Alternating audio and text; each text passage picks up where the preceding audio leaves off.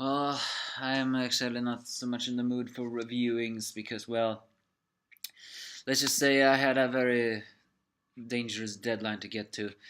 But this chapter was actually kind of funny of Dr. Stone, chapter 17. Last time Senku saved Kohaku, who said she had fallen for him. But immediately he begins to say, this is not exactly good, it's gonna be tiresome. Falling in love is kind of emergency. But then she reveals, no, no, no, she was not falling in love with him.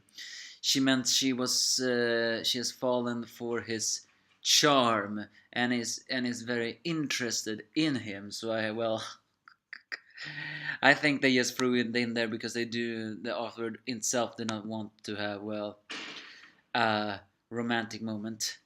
So during the night when they're making camp, Kohaku is ready to fight, but of course Senku is just the one saying, "It doesn't matter. I will never be able to defeat you even if you slept because I have poor physical doing that. Especially a lioness like you." It's worth noting that she knows what a lioness is. Then again, that Tsukasa knew there were lions back when Tsukasa fought them too. So maybe they have spread what it is. Either way, the next day they are walking back to the village where uh, Tsukasa reveals that they need manpower in order to defeat Tsukasa. And Kohaku takes some warm from a warm spring from a hot water, which he drinks. Which, by the way, isn't it very dangerous to drink warm water? Senku just mocks her by saying that you look like a peak of physical needs anyway. Why do you need water? Healing water like that. But of course, Kohaku didn't like being called a lioness again, and says it's for her older sister, who is being a huge and a bother. The the way she says it, it almost makes me sound like she's pregnant because she's saying recently her conditions hasn't been especially way. As is from is yeah, I mean that's what she said, and it seems like she has traveled all this time with that huge water casket. It's like so that's why Kohaku has become so strong. Basically, she is almost just as strong as a Neanderthal, but not as dumb as a Neanderthal anyway. This way she is trained. Senku is impressed, but he himself can of course not take that big heavy thing because it's so weak. So instead they go down the hill using a new inventions which Kohaku feels like is extremely interesting. Yeah, I guess this really proves it. Senku is gonna join a gang of where he will be the brains, they will all be the bronze because well, they don't know anything about this kind of technology. Finally, they reach Kohaku's village, and I gotta say that looks a pretty nice village. At a small island over a wooden bridge, which I guess they built themselves with houses made of grass. The many different people are over here, and Asenku asks how many live here. Kohaku is not sure, but she does says 40. And then we surprisingly see something we never see in Shonen Jump.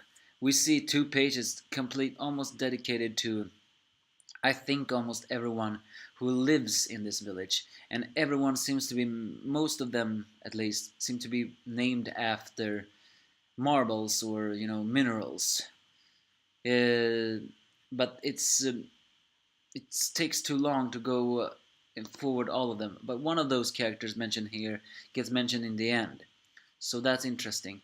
And Senku himself feels like this is interesting. This because this confirms it. These people are descendant of peoples that had previously been revived. But how did they get revived? That is the biggest clue. And for how long have they been this, and how long have they been descendants? 100 years? 200 years?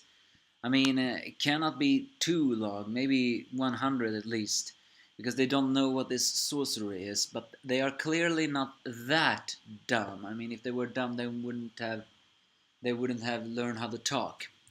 Moreover, if they really are the descendant of people that previously freed, didn't their parents pass down the stories of the so-called sorcery, which is technology? Then Senku gets attacked by 2 guys but gets defended by Kohaku, who is revealed to be one of the best warriors in this village. Even if these two guys were to attack her, they wouldn't stand any chance against them. Oh yeah, and by the way, they wear pants. Guess they are educated enough to create pants for themselves, but not for the ladies. So Senku decides to be a little bit funny with them. Takes a soap he somehow created, some hot water, rubs it in with the soap, and creates bubbles, which the boys get immediately starstruck with. They pop it, and one other guy also begins to almost cry because he is so amazed by it, showing this is their level. I think basically what would we call this intelligence level? Grown up children, maybe? I mean, it's not like they are reacting extremely with fear, but they are amazed by the flying orbs. And Senku seems to think more like they are being children. So he vows to make them his underlings and become, well, the king of sorcery. And as I said before, we mentioned one guy in this place. Kohaku says that if he wants to talk about the interesting things, useful guy, then you should go to the Chrome guy. We do see a picture of the Chrome guy in that picture book. He does seem like a type of guy that was almost a carpenter with that built-in, stuff like this. But I gotta say, the village's girls all look very pretty. Well, almost all of them. One has a pretty big mouth, but they still look kind of cool. And those who attacked them were Kinro and Ginro, by the way. So yeah, as Kohaku says that Chrome is the guy who is most useful, but also the most lax. Don't know exactly what that means, but things are taking an interesting turn as we meet some interesting characters. And yeah, I really do like Kohaku. And this is her people, huh? I'm very interested to see how their stories about all this.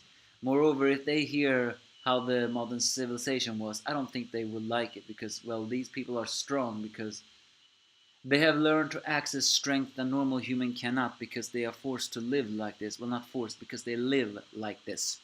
Where they do not have any technology, they have to rely on their pure physical bodies. It's an interesting story.